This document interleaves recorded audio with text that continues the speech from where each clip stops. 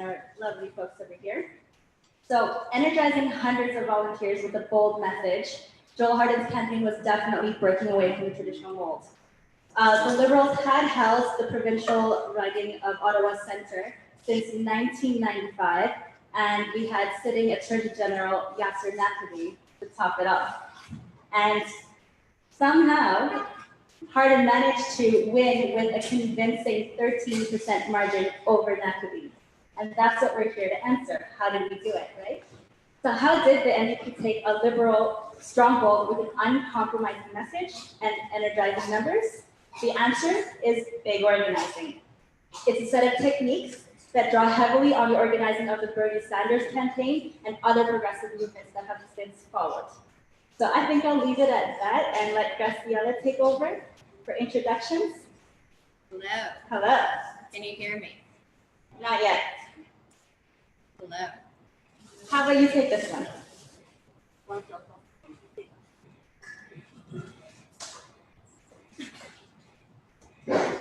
There it is. Jill works the magic every time. Literally just blew on it. That's all you need, Jill's magic touch. Okay, so my name is Joel Harden. I'm the Ottawa Centre NDP president for the provincial NDP. Yes. And I also worked in Nikki Ashton's leadership campaign and Joel Harden's campaign, obviously. We're very excited to be here. So I guess what I'm going to do right now is to just pass it on to the panelists, and if you could say a couple of words about yourself, who you are, and so forth. So let's start with Jill O'Reilly. Hi, my name is Jill. I guess my background was before I worked at Acorn. I worked at Starbucks. I needed a job. I saw an Acorn ad. I applied for it. I was there for 11 years. I worked as a lead organizer for Toronto Acorn for 9 months, and then I was the director of the Ottawa office and then the Quebec office for Acorn. And then I worked for Oxfam for a few months, and then Joel called me up, and I worked in his campaign, and that's my career. So.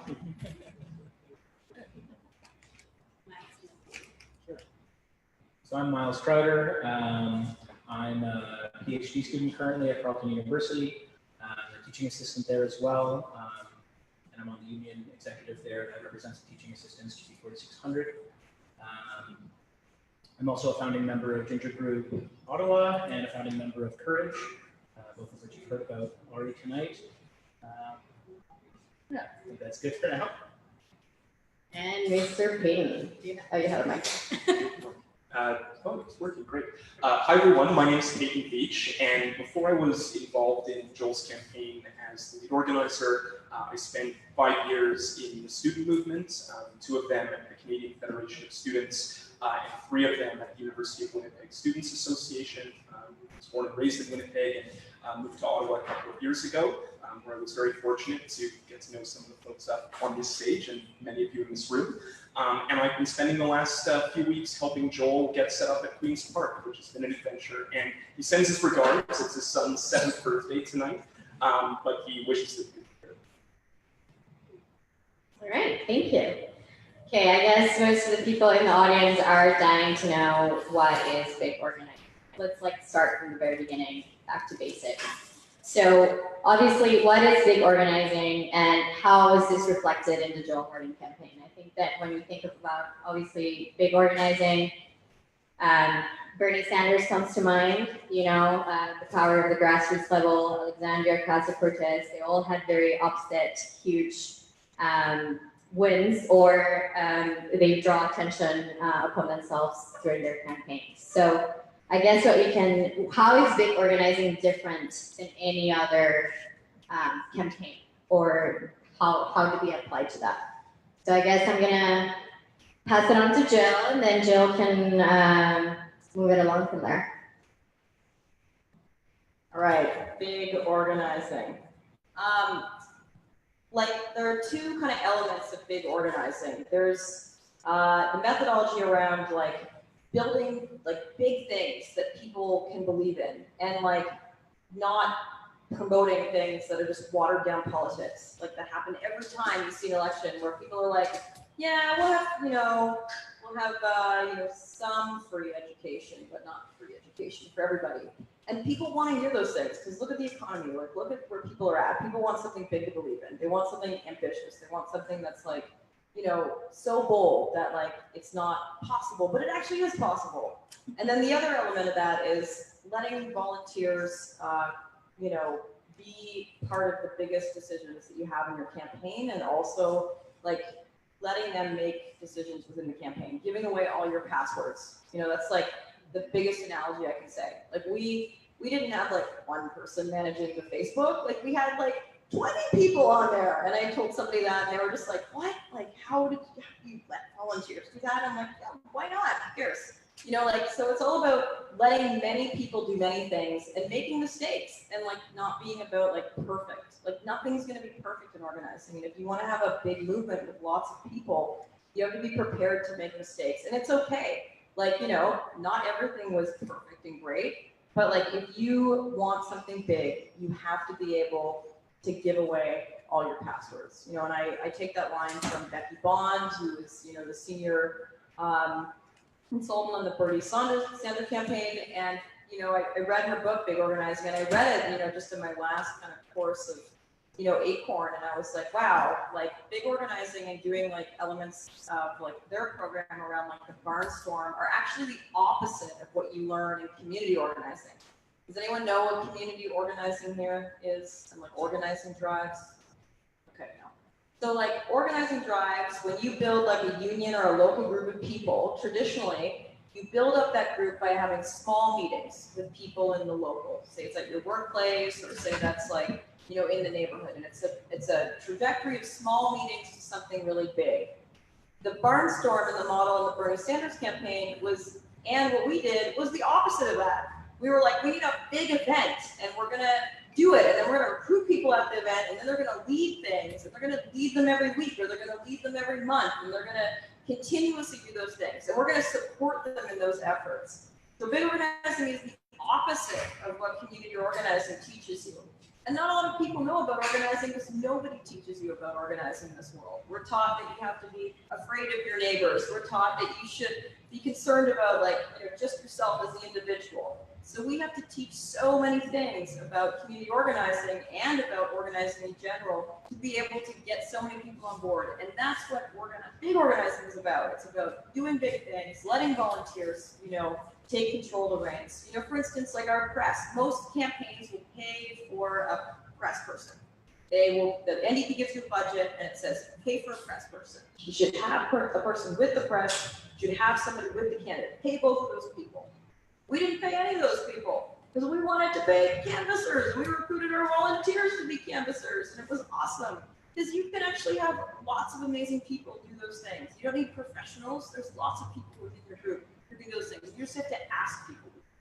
And that's what big organizing is all about. Asking many times. Just because somebody says no once doesn't mean they're going to say no forever. You keep asking them. They're going to say yes sometime. They may not say yes to what you want them to say yes to, but you can get them to say yes to something. So you have to be persistent in big organizing, and you never take no for an answer. Because people don't mean no. They just mean no, maybe not right now. But, okay. I guess other Miles' opinion, what do you think big organizing means for you, and how is this translated? I guess Joel already touched on that, but like how is this translated in Joel Harden's campaign? A couple of things. One of the things that I think was really important that Jill mentioned was this notion of not letting the perfect be the enemy of the good. We wouldn't have been able to have conversations with 80,000 voters at the doors in Ottawa Centre if we had been so anxious about making mistakes along the way and not empowering volunteers to the degree that was necessary to actually make that number of contacts. And I think one of the barriers that people may have to embracing big organizing is this notion that if you empower volunteers in a meaningful way, you can't necessarily control the message that they're putting across. You're going forward with a more decentralized approach, and that might sacrifice a degree of message discipline. But if you're running on a platform and running a candidate that people really believe in and are inspired by, you can actually trust that volunteers will deliver that message and deliver it well, especially if they receive the training and the sort of support that they require to be successful. And one of the things that I think we're going to talk about more is the program by which we train volunteers, had more experienced volunteers train other volunteers, and also skilled up canvassing staff as well, so that when people were going to the doors to have conversations with voters, they knew what they were doing, they knew how to engage voters in a compelling and persuasive way, and they knew the issues that they were communicating, and they also knew what information to take away from the doorstep, from the voters that they were talking to. Thanks, Peyton. So I guess some folks were wondering what, I think Jill, you touched on this, but what is a barnstorm? Like, what would you think by that? And hold on to that thought first for a second. And I'm gonna turn to you, Miles, and ask you a little bit about some of the tactics that you used and also how you got organized pre-nomination period. So like before Joel became a candidate, how was big organizing in that sense? Well, I guess before there was big organizing, there was some small organizing as well. And I think, Joel often says this campaign started in the backyard with a handful of people. And before that, it was the nomination campaign, and that was another small group of people.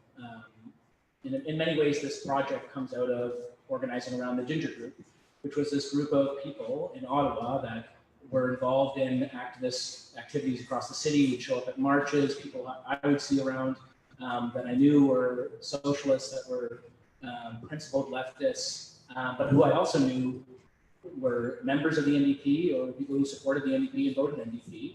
And at the very nascent stages, this was just bringing people like that together and having a conversation about, well, what do we want the NDP to be? And what do we want a local electoral district association to be? Because I think we could all agree at the time that the electoral district and the local party wasn't exactly what we wanted it to be. And there was a lot of uninspiring campaigns in the past. I was myself a candidate during one of them.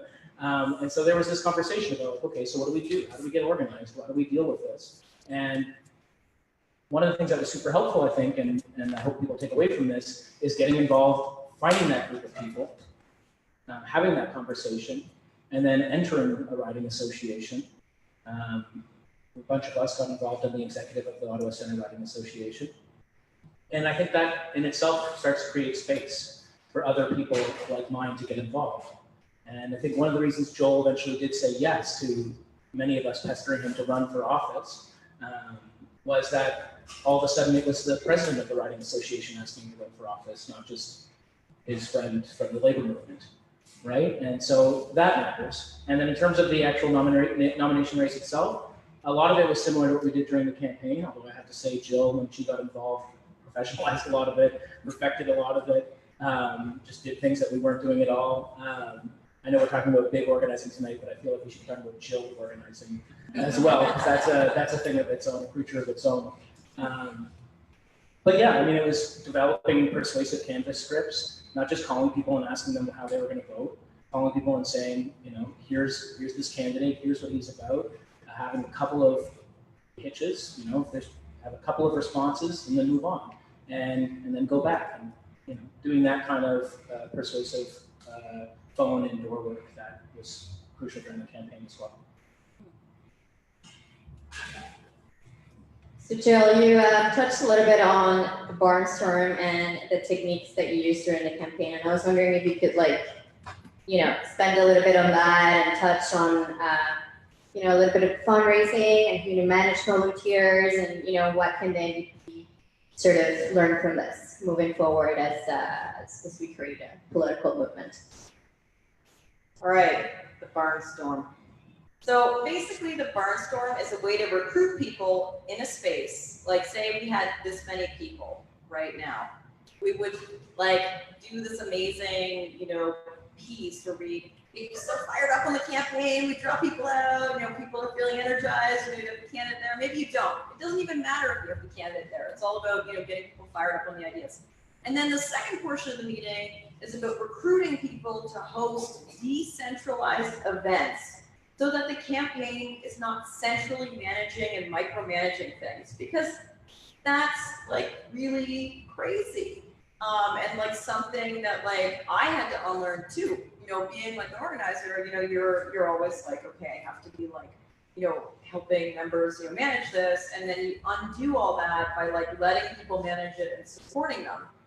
And you know, but the greatest thing about like the decentralized campuses is like you can have a ton of them, and all you need to do is have somebody follow that. So at the Barnstorm, you know, there's an altar call where you get people to host the event, and then you're basically peer pressuring people into signing up for events on the spot and signing up for more than one. And every time you look at the crowd and you're like, no one's gonna do this. I know no one's gonna sign up. And they do anyway. It's like awesome. And then you're like, people you think would never sign up for things are like down for 5 campuses. And you're like, this person's amazing. So then you have like all these events. But the key also is like, if you promise to support people, you have to follow that. If you don't follow that, people will not trust you. That's another key element of organizing. You build relationships with people. So if we said, like after this Barnstorm, we're gonna have all your events on the website tomorrow, we're gonna make sure to email you the links, we're gonna like make sure you get connected to the training, you have to do that. Because if not, people don't care about you anymore. So like after that, we get like, you know, I have a team, I'd make sure to recruit the data people, and they'd like enter in all the events. And they'd be like, Jill, why are we here for 2 hours? And I'm like, we have to do it for the people. You know, so like you had to make sure that it was like up on the website the next day, because you told people you would do that. And you can't break promises to people who are like coming out like constantly and giving so much of their time. Like it's not fair, you know? So you have to follow through on what you promise people.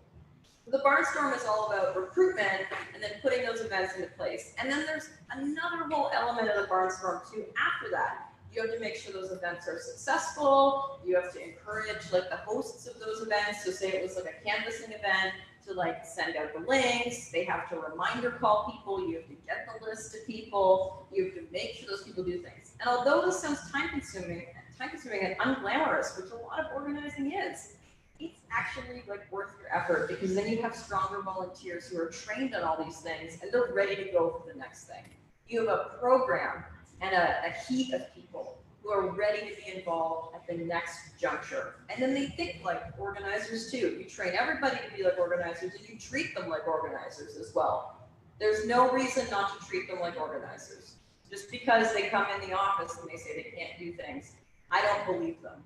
That's a lie. They can do something, and you can, you know, empower them to that model.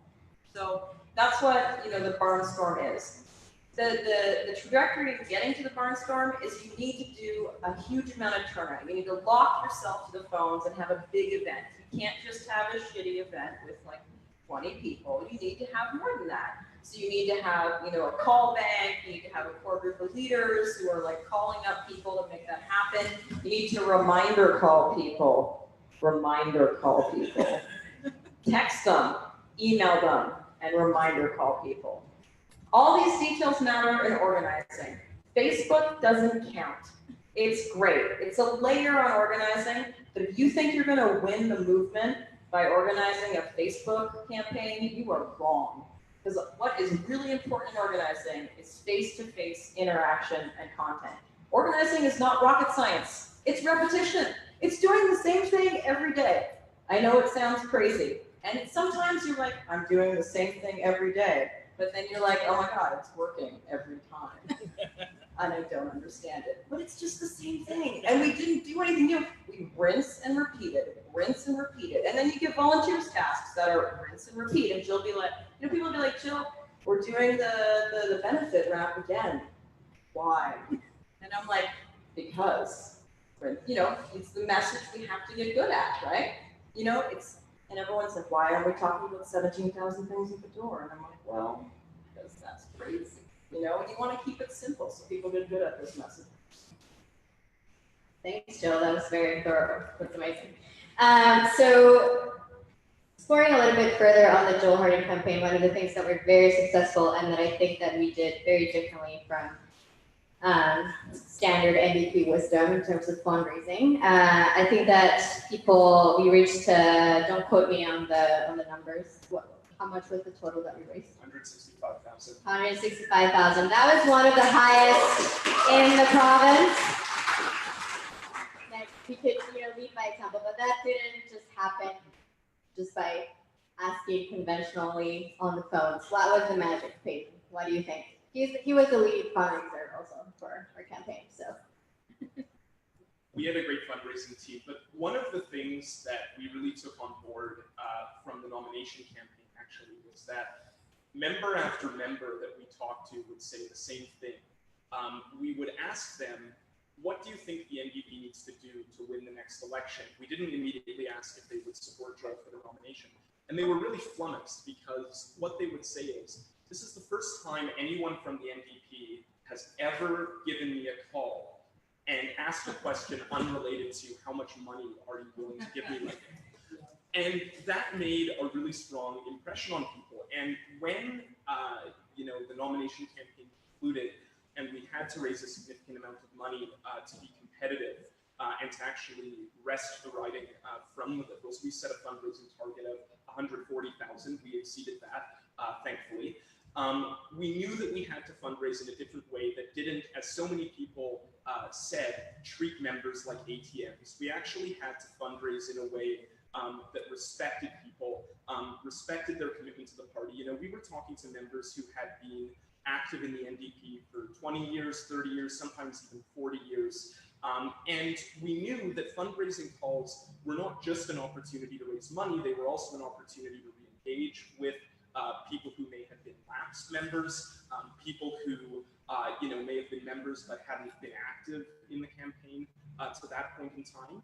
It was about establishing a connection. It wasn't just about raising the money. So I think what we did was we put in a little bit of extra time and effort into each of the fundraising calls that we did, but it paid off in spades. Because what we would do is we had a formula. We always followed an approach where first we would give an update on the campaign. We would always give people a call and say, this is how many doors we've knocked on at this stage. This is how many volunteers we have. This is the progress that we've made as the Joel Harden campaign. What do you think about that? And people would be really enthusiastic and say, oh, that's great. You guys are working hard. I really like the direction that this campaign is going in. They would have advice to share with us. And we would engage with them in a conversation about that. And only after that, after establishing that connection and sort of warming them up on the phone, would we go into the direct ask for money. And it wasn't just as simple as saying, okay, well, can you give me $25 or can you give me $50? We would always have a particular goal that we would share with them. We would say something like, we need to raise $30,000 by the end of the month so we can hire canvassing staff, so we can hit every single door in Ottawa Centre, 84,000 voters, which is what it will take to beat Yasir Naqvi. How much can you give today?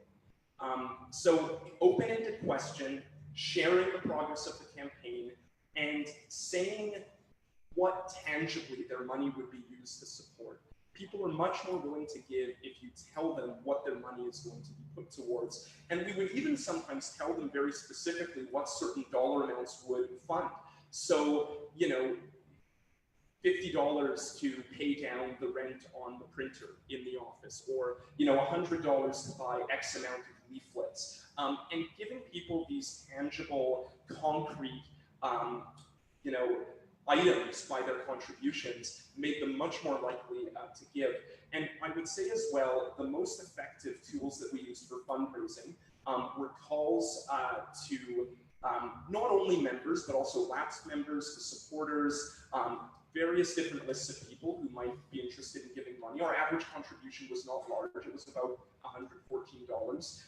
Direct calls to people through Call Hub, which was the interface and the program that we used, but also digital fundraising as well. We were very fortunate to have a talented digital fundraising lead, Aaron Weber, and we were able to actually tailor the digital fundraising asks via email based on people's contribution history.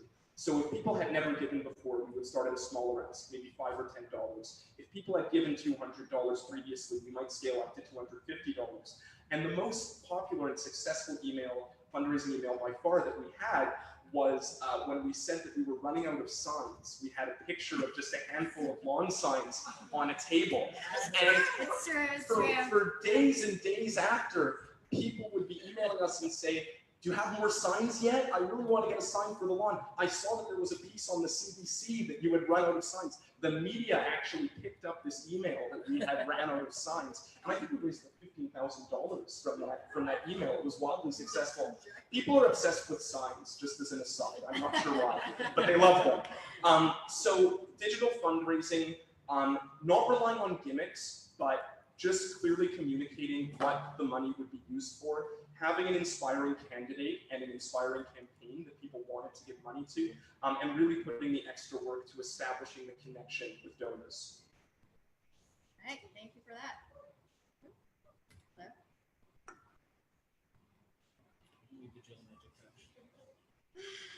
Jill fixes everything.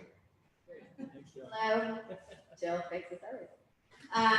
So, of course, you cannot have big organizing without a clear, bold political message. You know, you need to give people a message that they can believe in, they can dare to dream, and that gives them something to fight for. Again, not gimmicky, not halfway things. You know, people really get engaged when you ask them for something that they can believe and work towards. So how do you think, Miles, that it is so important now to have a bold and clear message in the current political climate and, you know, the rise of the far right at home and abroad? Yeah, well, I mean, I think the context is a big part of why it matters so much right now. We've had several decades of growing inequality coupled with like hollow progressive politics that, you know, with people like Barack Obama or Justin Trudeau or liberal politicians like that. And I think it's just created this awful scenario that gives rise to the far right. One of the things we were saying to people at the door, in fact, because people were afraid of Doug Ford, and we're saying, I think I might vote Liberal because I don't want to see a Ford government. And there's lots of reasons why that didn't make sense in Ottawa Centre, but one of the things we would say, and that Joel would say, is Liberals keep promising high and delivering low. And that is creating a cynical political environment that just fuels the far right, the populism. And so for us to respond to that context, we need to clearly differentiate ourselves from the lies that people have been told for decades. You know, that you shouldn't raise your expectations, that, you know, all we can have is pharmacare for people under 24. We can have free tuition, but certain conditions apply. AKA most people can't have free tuition.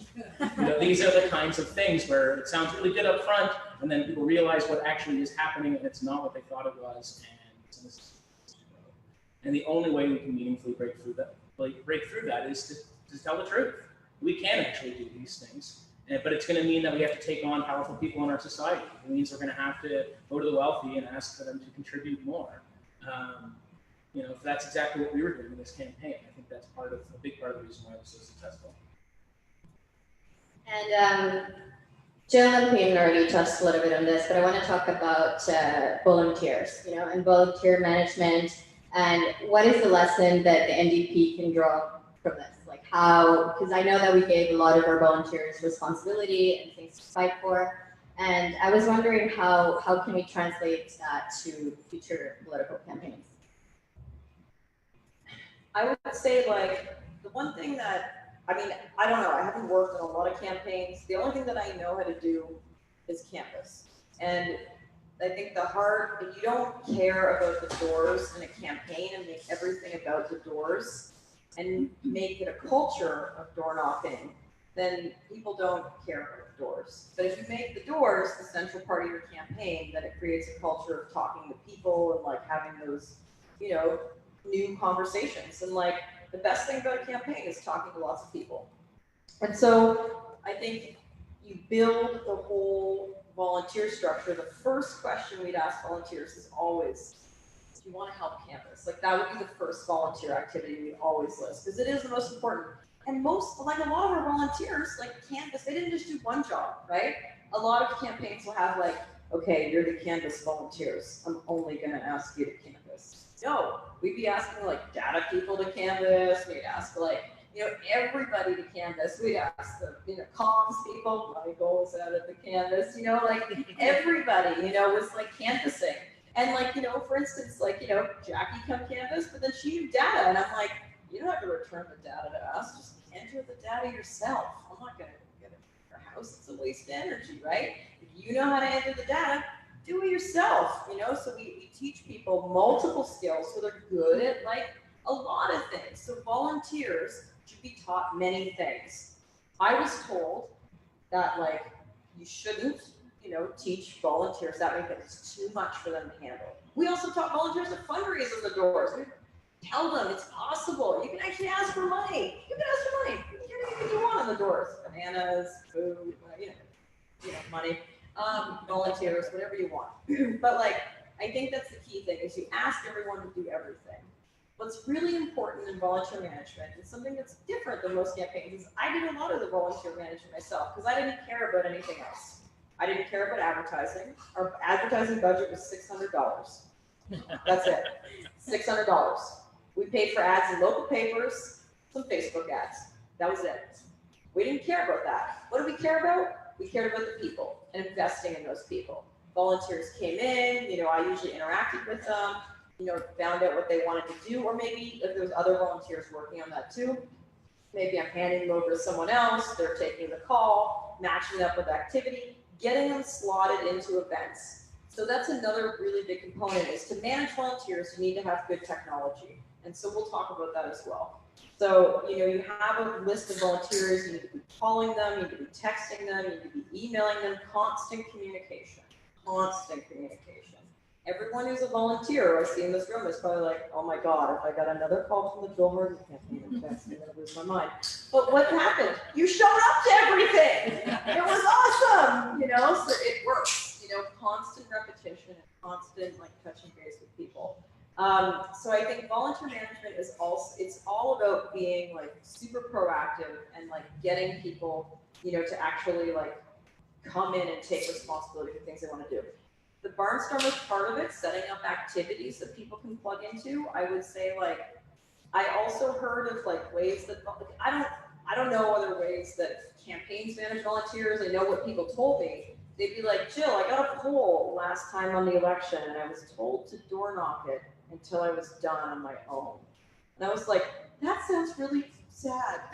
I'm like, that sounds so sad. Like, you're just like on your own, slaving away on a poll. Like, no. So all of our activities are like group activities. Come in for the data party, come in for the canvas. You're not alone, let's like hit a bunch of doors together, right? So we made it like, fun and you met friends and you weren't like alone. Some people took polls and they were fine and that's great. But like, not everybody knows how to canvas and talk to people. You gotta make it like an activity. I think that the way we train volunteers to be, I think the way that we train volunteers to be confident speaking to people on the doors and to the issues that we were running on was really important. We never sacrificed, even at the very latter stages of the campaign, 30 minutes of training with volunteers before we went out to canvas. We would always go over the script that we would be handing out to volunteers that would be the basis of their interactions on the doors. We would always have volunteers role play with each other after hearing the script role play between a more experienced volunteer and the person who was organizing the canvas. Maybe it was Jill, maybe it was myself, maybe it was someone else. And we would also go over a number of comebacks. So we had a living document throughout the campaign that we would constantly update of things that voters were often saying back to volunteers at the doors, whether that's, I'm going to vote strategically for the Liberals, I'm afraid of Doug Ford, the NDP wants to raise my taxes, how are you going to pay for it? All of these things that would come up every single canvas, we trained volunteers on before they would go out to the door so that they would actually be ready with a response when voters would raise these things with them. The other thing that happened as well is that Joel was really committed to going to as many volunteer canvases as possible. we would pair an inexperienced volunteer with Joel, so they would have a really positive first experience canvassing. He would interact with all volunteers, make them feel welcome, make them feel like they were really part of the team. And that's something that I think helped us retain volunteers through the campaign. And the other thing as well that's really important here that I gather is different from some other campaigns is that volunteers were not just going to mark people. That is, they were not just going to ask, are you going to be voting for Joel Harden in the NDP? Yes, okay, thanks, bye, have a nice day. They actually led with an issue. Usually that issue was universal pharmacare and dental care. Sometimes we would have a themed canvas where it was something else, like expanded workplace benefits. There were other things as well, the environment, housing. Usually it was universal benefits, but sometimes it was these other things. And the first thing the volunteer would ask the voter is they would talk about universal pharmacare and dental care, and they would ask the voter, what do you think about that? And then the voter would either say, well, that sounds great. I don't have dental care through my work. It's really expensive. This would make a positive impact in my and my family's life. And then we would ask for their support. Or they would say, that's not really an issue that affects me. In which case we could ask them, what's an issue that you care about? And then we could identify their issue and match that to something that was in the NDP platform. And then we would ask for their support. And the other thing that we trained volunteers to do was always update contact information. This is something that we really drilled into volunteers. Always update phone numbers of voters, always get an email, get as much information as possible. Ask if there are other members of the household who are not on the list. We wanted to constantly update these lists so they were as accurate as possible. And we also told volunteers to hit every door, even doors that were not on the lists, because we assumed that the Liberals would not be knocking on those doors. So those are some of the things I think we did to really make our volunteer operations successful. All right, super. Thanks for that. So I want to talk about more largely about organizing and how sometimes we feel like it's male dominated or white dominated. So how can we target that? How has this showed up in the campaign and in other movements as well, where we feel like we're very welcoming spaces, but sometimes people might not feel as welcome, or that they can offer their advice or have their voice said. So I think that in terms of the Joel Harden campaign, I do think that our message in many ways resonated with a lot of communities, and I think that is very successful towards building something that people can believe on and that they want to work on. But I was wondering if any of you wanted to sort of jump on that, and what are some of the ways that we can, be more inclusive, put people forward, believe in them, Miles, you want to jump on that? Okay. I mean, there's actually no shortage of ways to get more people involved in politics, so there's no excuse not to be doing this work. One is directly asking people to take on leadership roles, asking women to take on leadership roles, racialized folks to take on leadership roles, and getting the hell out of the way if you need to make that happen. I was talking before about how I think part of getting Joel to agree to run was getting folks in the riding association, right? And now Graciela is our provincial president. And I'm hopeful that that's going to allow even more people that aren't traditionally getting involved with the NDP to start feeling more welcome in our spaces, right? So that's a big part of it. Another part of it is giving a shit about other communities' issues, right? One of the things that I think defined Joel's campaign, early campaign, nomination race campaign, was talking to somebody on the door that had a trans kid, and that person was really concerned about not being able to get covered by the pharmacare plan that the NDP was proposing at the time, which didn't explicitly state any coverage for trans folks. And we took that issue on, and we earned the respect of people in the trans community. And it was, and so on. I mean, you can list other examples, but those are two really important ways right off the bat. Pretty good. Okay. Cool. So obviously we're talking about political campaigning here, but I think that so many of her movements are built off each other. All of her struggles are intertwined and they build off one another. So in terms of fight back, of course we're very happy that Joel Harden won Ottawa Centre, but I think the fight's not done. In fact, it's just only the beginning of many things to come. And obviously we have Doug Ford as premier, which is, less than ideal. But anyway. So I was wondering, of course we're talking about political organizing here, but how can we organize forward, moving forward? How can all of our struggles be connected to one another, and how can we fight back? What can this Ottawa Centre campaign teach us about organizing, about building community, building strength with each other, and how are the next 4 years going to look like in this sort of fight back? So, Peyton, you want to take on that and build up, Jill? What it teaches us is that if we are actually going to have an impact in resisting the Ford government's agenda over the next 4 years, we have to be constantly organizing, and we have to sort of reconceptualize the role of a member of provincial parliament and the office of the member of provincial parliament. That it's not just about having someone whose politics we agree with make eloquent speeches in the chamber of the Legislative Assembly, when the House is sitting. It's actually about the MPP using their platform, their profile, and their resources to support grassroots organizing. So looking at how we can use the constituency office, not just as an entity that provides support to constituents in crisis or in need. Of course, that's something that needs to happen. We need to support people who are having issues with ODSP or having issues with the WSIB, all of these things that people come to their MPP for support on. But we also have to think about how we can use those resources to build an organized community, to build the strength of us, as we like to say during the campaign. So one of the things that we've been talking about is the need to hold monthly town halls to bring people in the community together on issues that affect people in Ottawa Centre. The first one that we're doing is on September 22nd on cannabis policy, because we don't know what the Ford government is going to do with the regulation and sale of cannabis in Ontario.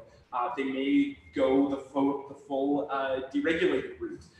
And we need to actually bring people together to have conversations about that and to organize, to create those spaces where we can organize. We also need to be continually on the doors. We don't just door knock during election time. We have to be out on the doors constantly talking to people about issues.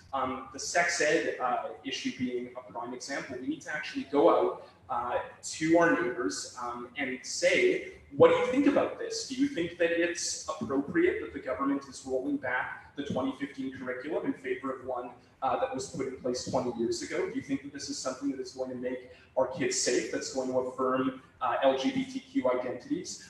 Or is this something that you want to actually fight back on? So we actually need to be building that community power so that we can put pressure on the government, because if we don't organize, if we only organize every 4 years during election time, it atrophies. It's like a muscle. If you don't exercise it, it atrophies. And I think the other thing that we need to do as well, if we're really going to put pressure on the Ford government, is actually start going into constituencies that are held by Conservative MPPs. It's not just about knocking doors in Ottawa Centre, it's about going and knocking doors in Ottawa West and PA and talking to Jeremy Roberts' constituents about the sex ed curriculum. And once we start doing that, once we actually start putting pressure on those individual Conservative MPPs, that is when I think they're really going to start feeling the pressure. Yes, it's important to protest. It's important to have mass demonstrations and make that presence felt on the streets. But if that's all that we're going to be doing over the next 4 years, and if all we're going to be doing over the next 4 years is hoping that Joel in Queen's Park and the NDP opposition is going to save the day, we're in for some disappointment. So we really need to be in a sort of permanent campaign mode and continue to have those conversations with people in the community and build power. Jill, you want to add to that? Yeah, I'll say a few things. I come from a discipline of offensive organizing. That's what I call it. It's not reactive organizing. You're on the offense. You got to build your campaigns and you follow them to the bitter end. And there's lots of distracting things going on. Yes, we're like the people who want to fight everything. This is people who fight everything. It's so good. But like, unfortunately, there's not that much time in the day.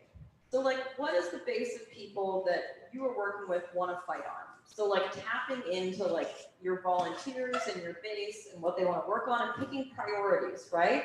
And focusing on those priorities. Just because it's a Ford government doesn't mean we can't fight on the things that we want to fight on. We don't have to react to everything that Ford is doing, and it's a mistake to do so. It's a waste of resources quite often. You know, people, when I was at Acorn, you know, we run campaigns, constant, you know, actions on Harper, constant people be like, that's a waste of time. You know, but like we got a meeting, you know, with the deputy finance minister, you know, he told us that he'd regulate banks when health goes over, but you know, it was still like we kept going, right? We were like, this is our campaign, this is what our members want to fight on, this is what our volunteers want to fight on, we're going to keep doing it because that's what offensive organizing is. And you can't control offensive organizing. It's that the media's win, the target controls it, you need to plan ahead. You need to have a discipline about what you want to do too. Organizing is all about following a schedule and sticking to that schedule, especially around campaigns too. So, you know, Joel had a schedule and we followed a schedule for the whole campaign. And we keep doing that between elections, right? He door knocked from 11 to 2, there was a break, then there was like the evening canvas at 5:30. That's what happened, Monday to Friday. Maybe there was an event, people want to do 1,000 events. But no, we stick to the doors. You know, there's a discipline and it's a rinse and repeat. I also think that like we need to be using the media as much as possible. It's free advertising, people. And how do you get press? How do you get press? This is what everyone says. We got a lot of press at Ottawa Centre. People told me, you can't get press in Ottawa Centre, Jill. Nobody gets press in Ottawa Centre. And I was like, okay, I'm going to show you wrong. So, you know, we trained a few press people, and I was like, we're just going to call the press until they come out. And they did. They just kept calling the press, they kept emailing the press, they kept calling the press, they kept emailing the press. We just put out a press release. I'd be like, Courtney, let's do a press release on this. You know, Mark, let's do a press release on this. You know, just kept calling and emailing, calling and emailing. And guess what? We got press. It's not rocket science, it's just volume. You just volumize it. You have lots of people. The greatest tool is both the doors and using the media to leverage what you want. Because guess what? Somebody in the press will care what you have to say. It's a numbers game. The bigger the list you have, the better chance you have to get something said in public. All right. So before we sort of wrap it up and take any questions, just in a little bit lighter, fluffier mood, does anyone have really good stories or memories from that campaign that you would like to share? I'll pass on the mic now because I have to think about mine. But yes, sorry about that. Yes. Yeah, digital tools, I guess. Jill already talked a little bit about that, but I was wondering if Miles, you wanted to sort of, you were kind of in charge of that stuff too, right? A little bit? Okay, sure. Pass on. Yeah, okay. I mean, one of the things I learned how to use getting involved with this campaign was Nation Builder. We started using that during the nomination race. It's actually a really fantastic tool. It's not what the party uses. The party uses Populous, but we found a way to make both work. And so we had Populous be the big database for us. So we got our canvas sheets from, and that housed the bigger list of marks in the writing. And for anybody that was 3, 2, or 1, sort of generally supportive or undecided, those would go into our Nation Builder database. And that was our voter outreach mechanism. That was what we used to communicate with people. It integrated with our Call Hub software, which is another great digital tool we were using. And we were able to hit a huge volume of people on the phones and it cut down on a lot of data entry time actually because of the integration. So things would be automatically updated. Nation Builder also acts as a website, which and has like surveys that integrate the pages there, and it's volunteer intake. It's all very good, basically. It's all very effective, and it's really great to have a huge amount of people trained up on it. We had massive amounts of dead volunteers. There was always stuff for people to do because we had this huge mechanism that did so many things that you could always come to the office and have something. And we had like levels of data volunteers too. So there was like, you know, like 8 to 10 people that were trained on like sort of high level things. And then like, you know, there's people kind of in the middle, then like people just doing general data entry. And like having a good list actually matters in organizing. Actually having people's contact information and putting it in a database and communicating with people. It's so important. And like knowing everything you can about people and putting that in. And people will be like, Jill, why are we signing in to another event signed in every campus? And I'm like, because that's what we do in organizing. I need to know who are the best people coming out to things because I can aggregate that in a database, which is amazing. And like, you know, there's somebody who will always know something about tech stuff on your campaign. You know, we get, because we were, oh my God, this is like the craziest thing. So like you get an email every time somebody makes a donation, right? And then we had to wait for a month to get the list of like all the donors. And I was like, oh my God, we can't wait for a month to like wait for that list. And I was like, someone needs to know coding on this freaking campaign. So I just like called all the data volunteers, you know, we found somebody who's coding and I was like, here's the password to my email, aggregate all these donations. He was like, I'm going into your email, Jill. And I was like, yes, I need all this information, right? I don't care if you're going into my email. And so like, you know, someone knew something. And so we were able to move really fast and then get all that data, you know, back into our information. Because who can wait a month to get information that's so important about all your donors? No, you have to make it move fast. And there's lots of people who maybe they're not the best canvassers or like, you know, phone bankers, but they did it anyway. All of our data people did all that. All of them did.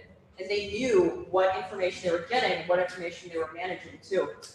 I mean, we use Call Hub religiously. If you're calling more than 20 people, you should never, ever do manual dialing ever again. Ever. Don't do it. It's the dumbest thing ever. Buy a call tool campaign. We didn't pay for one office line in our office. Put everything into a digital predictive dialer. It's so amazing. You can contact way more people. We had text campaigns too to volunteers and supporters. And then we would teach volunteers to manage text campaigns. They're like, Jill, I don't know what I'm doing. I'm like, let me show you. And then they're like, well, what if I don't know how to answer a question? I'm like, well, come and talk to me. So we would have a volunteer just like sit down and answer text campaigns. Sometimes people did think it was me or Peyton or whatever who was answering. It wasn't always us, you know, it was like another volunteer, or maybe another volunteer sent it out. But like texting is an amazing feature and it's worth investing in these digital tools, but it's only good if you have good lists of people. So data management is like really, really important. And like, it was a terrible nightmare to use both Populous and Nation Builder. And until we started getting all of our data into Populous, like people just like didn't think we were serious about the campaign. And then as we were getting more data, you know, we were able to get the ability to actually import and export data. So there's somebody who will always know tech stuff on your campaign, and it's really important to have a good CRM and be serious about data. But your data is no good unless you have a Canvas program. Anyone want to add to that, or you good? Okay, so I guess just to close things up a little bit, I wanted you to think favorite moment of the campaign, like it's crazy or it's happy or it's sad, but then it turned good, you know, any of that stuff. Peyton, you want to go? I can start. Incidentally, on the texting, it was really funny because we would send out these mass texts and so many people would think they would just be a personalized text from me and Jill. They'd be like, oh, hi, Jill, great to hear from you. And that text went out to a couple thousand people. But anyway, it was fun. So best moments of the campaign, I think, was, it was shortly after the advanced polls had closed. That would have been around May 26th, 27th, thereabouts, end of May. And I was canvassing Island Park Drive, which, as people here may know, is one of the most affluent neighborhoods in Ottawa. You know, I was going up and knocking on the doors of people in million-dollar mansions. And the responses that I was getting from people, it was just the most surprising thing. People would interrupt me holding their Chardonnay glass in hand to say, oh yeah, I already voted for Joel in the NDP in the advanced polls. And I would talk to people about taxation because, this was a big part of the platform, raising taxes on the very wealthy to, fix hallway medicine, to bring in universal dental care and pharmacare, to expand the welfare state. And, talk to a lot of people in these beautiful homes who would say, yeah, I would pay 2% more in tax if it means when I get sick or when my mom gets sick, we don't have to be treated in a hallway, in a gurney, in a hospital, that we can actually be treated in a timely way, in dignity in a private room. Which I think goes to show that this is not a taboo issue. This is something that you can actually engage with people about in an intellectually honest way. But the funniest part of this was the very last door that I knocked on. Knocked on the door, looked like nobody was home, and as I was about to leave, this guy in a perfectly starched polo shirt and boat shoes, middle-aged gentleman, wouldn't make eye contact with me, shuffled around the side of the house and said, what do you want? Why are you here? And I said, oh, canvassing for the NDP. And before I could continue, he said, I already voted for you, but get off my lawn. And it was at that point that I knew we were going to win the election.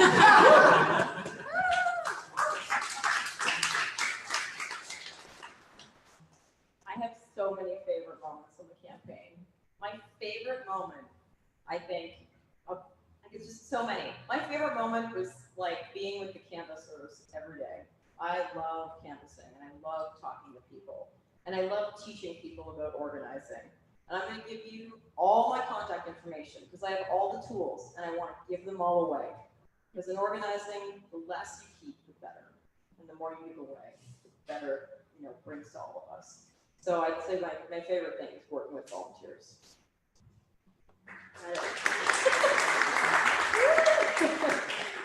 There's so many. I think, first, cheesiest one, of course, is to work with all of you.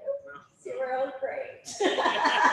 I'm getting to know everyone that, they were such an essential part of the campaign. I also loved, I know this is not related to door knocking, but I loved riding Joel's bike. I think that was pretty awesome. We went door knocking once and that was a lot of fun. No, but really just, talking to people at the doors, you get to learn a lot from them. You get to meet terrific people like the ones you're all here and you're all friends, and I'm really happy to see you all here. So yeah, it was about community and people power and building each other's strength. So yeah, Miles, do you have anything to add to that?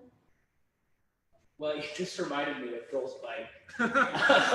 The infamous bike with the big Dutch wagon on the front. And I'm sure many of you saw him riding and through the riding. Graciela rode in that wagon at one point. Joel gave volunteers rides in that wagon. Maybe we shouldn't be telling people this, but good old Bobby Eaton from Saskatchewan took a ride in that wagon. I took a ride home one night in that wagon, had a bit of a spill, actually. We caught up and got up and kept going. It was fine. That was a very fun moment. The sing-alongs. After we won the nomination race, we went out to see the Moonfruits, a local folk duo that's been supportive of this campaign, play a show at the Gladstone, and we all went out to Abitalia after that and had this massive sing-along, just unprovoked in the bar. It's like kind of slow on a weekday night or something, and we're banging the table, singing "Lean on Me," and like drunk people are like poking their heads up above the the wall where we're sitting and joining in. Anyways, those kinds of moments are just some of the best, and also just being with all the folks here.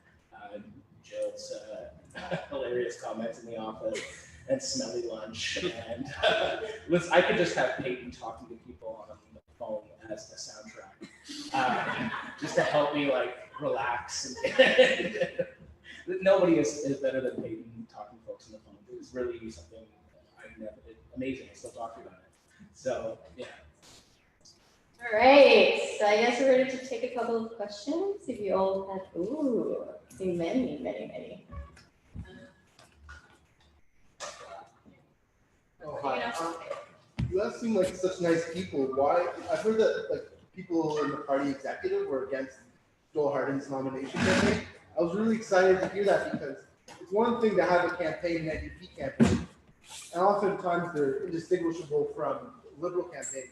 But to have an NDP campaign that's, that's like really left wing, kind of like I don't know. I think we're trying to take inspiration from Corbyn. At least I thought that was what Courage and the Ginger Group's about. We like dive into that a bit more because it's one thing to like use these like the form of organizing, but like it seems like there's like a little bit of a juncture within the NDP, and like I thought, like, is there like how is this organizing being used in what I think is growing to be a split within the party? I gave away the microphone. So I can address that in terms of how that played out locally. One of the things that was a real challenge for us to surmount was actually winning the nomination. It was a four-way contest with three other, really high caliber candidates. And it went all the way to a third ballot at the nomination meeting with 650 people. It was one of the largest nomination meetings that the NDP had in the province. And we eked out, a very narrow win on the third ballot of that election. And we had a lot of work to do to, make the case to NDP members in Ottawa Centre that we were a campaign that they could get behind, even if they supported other candidates, and even if they had some skepticism towards Joel and towards the political project that we were putting forward, skepticism towards the idea of emulating the Sanders and Corbyn approach to politics, skepticism towards the idea of major changes to address the climate crisis in the mold of the LEAP manifesto. And one of the things that I really picked up on was that when we had our first initial major fundraising push in December, when Jill and myself and Joel were calling a lot of the members in the lead up to the holidays, there were still a lot of skeptical people on the phones. I remember talking to a lot of people who were not ready at that point to donate to the campaign, even if they had donated to the NDP previously, because of some ideological differences or differences in strategy that they may have had with Joel and the campaign. But I think that between December and the spring, what we were able to do by having a campaign that showed an exceptional work ethic on the part of the candidate. Joel took a leave of absence from his job to be a candidate full-time. An exceptional amount of work ethic from Jill as the campaign manager, a professional operation, and one that continued to update members on the progress that we were making, all of the new doors that we were knocking on, and people would see the signs across the community, they would see all of the events that we were having, they would, see Joel in the community on his bike, making the rounds. We were able to win people over, and we were able to win people over on the basis of, a principled, hardworking campaign that even if they didn't agree with the candidate on every single issue, they at least saw that this was a movement with a lot of depth to it, that we were bringing in people who had never been interested in electoral politics before, that we were bringing back people who had become disillusioned with the NDP, that we were bringing in people who might have supported the Liberals or the Greens in the past, but were attracted to the different kind of politics that we were engaging in.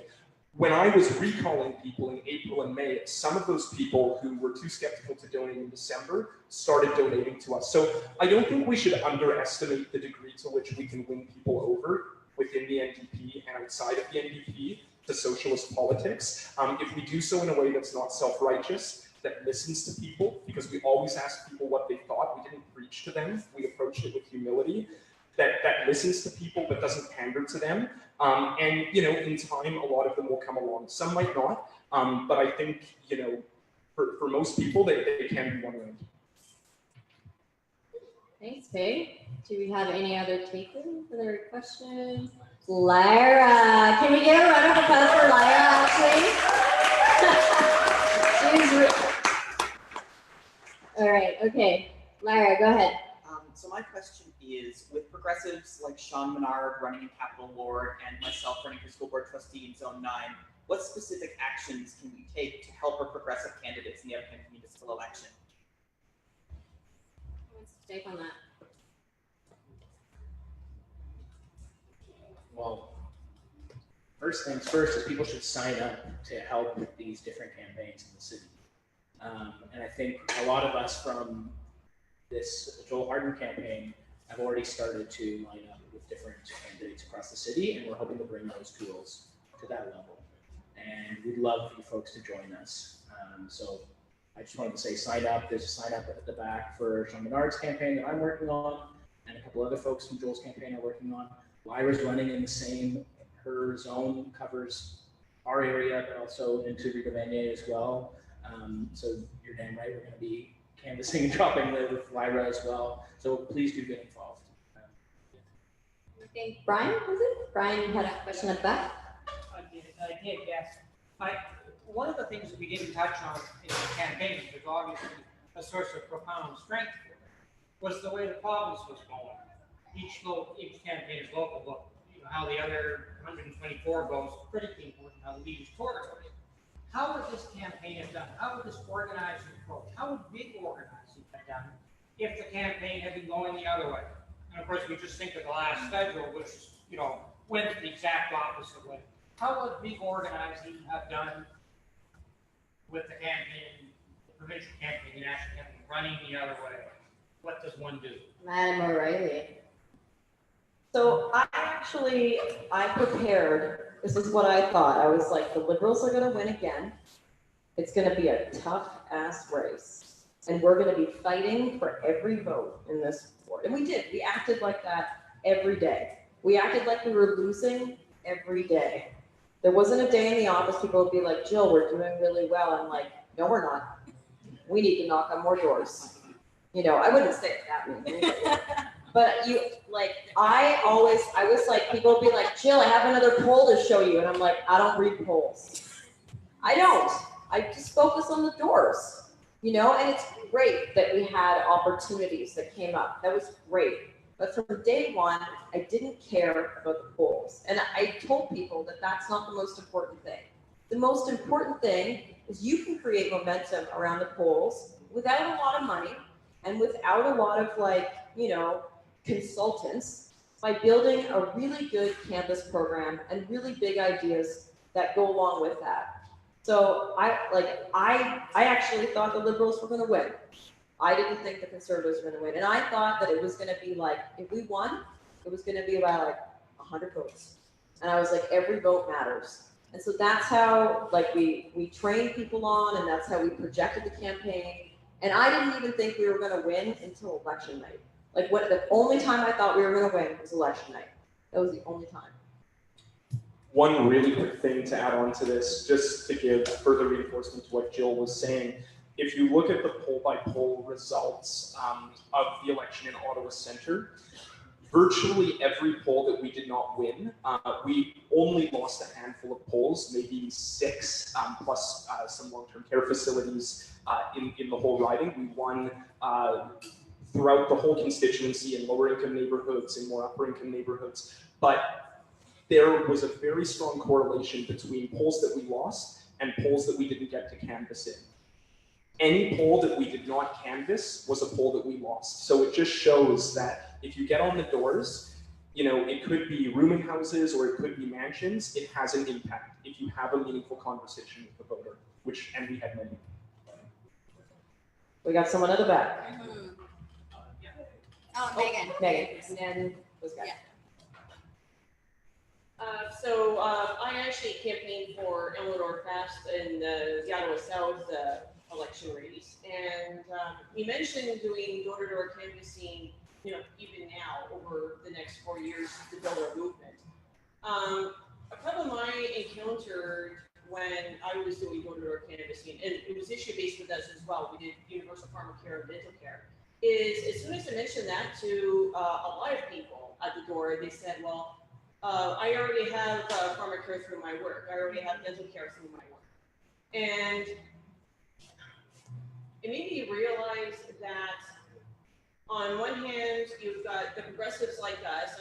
On the other hand, on the other extreme, you have, the rising far right. And in the middle, you have this almost rampant individualism that exists in between. And I'm just wondering, how do you combat that? Because it seems like a lot of people in Ottawa are only out for themselves. I like don't believe that. I actually believe that people are like good and they can be untrained from the terribleness that has like infected them, which is like the dominant media, our culture. And I think that we need to train volunteers to have those tough conversations. We win elections by talking to people who don't think like us. We do not win elections by talking to people who do. Those people are going to vote for us, and we need to make sure we connect with those people. But we need to train volunteers with good comebacks, making sure that there are good responses on the doors, and not everyone's going to come on side. It's a numbers game. If you talk to many people like that, some people will come over and some people will not. But it is all about volume and discipline around training and rinse and repetition. So Yeah, because we weren't involved, we weren't trained on how to respond to that at all. yeah, and it's super important to like train volunteers on how to have hard conversations. And like volunteers sometimes they're gonna come up with good responses. And like, we have some standard ones, and volunteers would offer better ones. We'd incorporate that in the standard, comeback list that we would share with everybody. But like, it's really important, and I can't stress it enough, that like spending upfront time training volunteers and having to have hard conversations, that's what sways voters, Two more questions. So I see, I think there was another, you're at the back. Then we can pass it on to. Hi, thank you. I'm Stephen Scott Harris from Montreal with the NDPQ. It's a brand new provincial party. So it's quite a different situation where there's no name recognition. Member list, maybe 5-6 people in a riding. Is there anything you would sort of give advice if you're basically really starting from ground up? An election is going to be held fairly soon.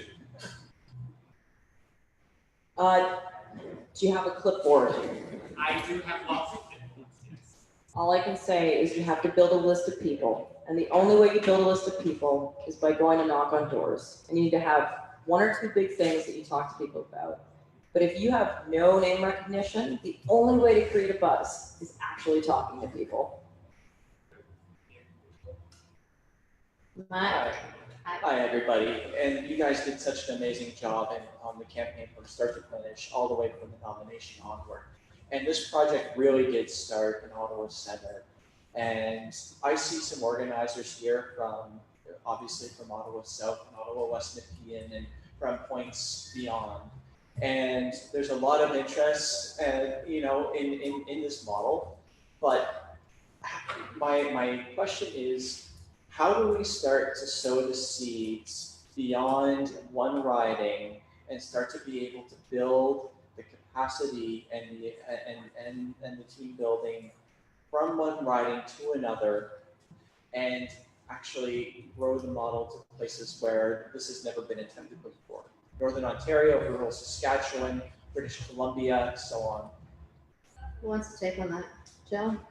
I'm going to say something small and then I'll hand it over. I think if you're a member of the NDP, you should fight to make organizing the #1 priority and the #1 resource that the party invests in. There should be organizers in every district, right?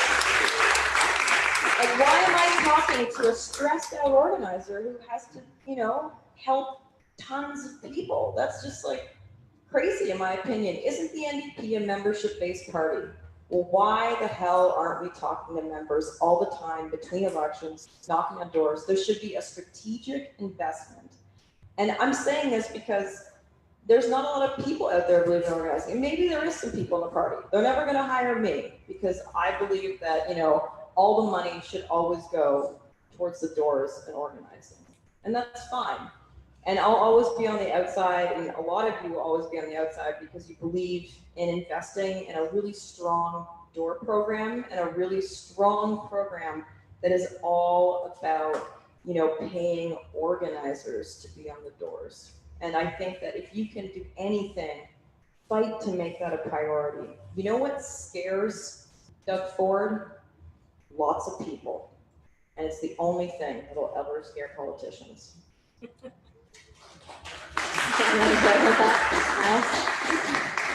Well, Jill said it, but the only thing I would add is if you are an organizer, if you're a community organizer, if you're an activist in your community that also happens to be an NDP member or a supporter of the NDP, I really encourage folks to get together, get a group of like-minded friends, go into the riding association and turn that thing into what it's supposed to be.